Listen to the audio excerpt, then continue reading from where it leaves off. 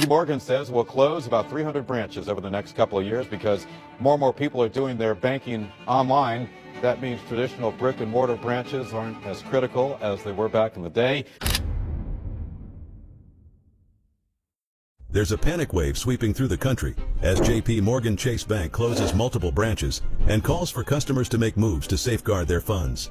What do you do when institutions you've trusted for years to keep your hard-earned money safe begin to issue warnings? You listen to them. On the 8th of September 2023, one of the headlines of the U.S. Sun in the Money section read, "Bank by Chase.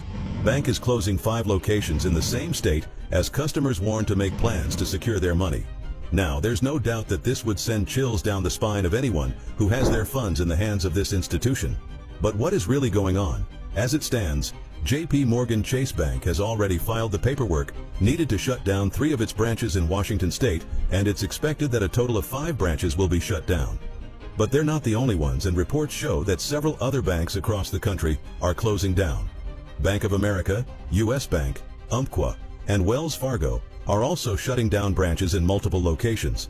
An article by Crowdfund Insider reads, 144 bank branches closed this year. Does anyone really care? Well, we do. A careful analysis of the situation shows that the shuttering of locations by JP Morgan Chase Bank and other banks is largely predicated on the transition to digitization of financial services.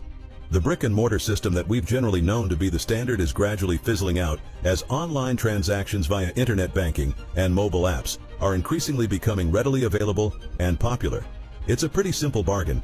If we have a whole building that's costing thousands into millions of dollars to maintain, and we have just a few customers walking in every now and then, because the majority prefer to carry out transactions online from the comfort of their homes, it seems like a financially wise decision to close the buildings and save big bucks. Now, while this may seem like a drastic change, and criticism is pouring in from several quarters who believe that the bank should find a middle ground as opposed to just shutting down locations, it is important to note that they've actually gone that route in the past. How? Supermarket branches.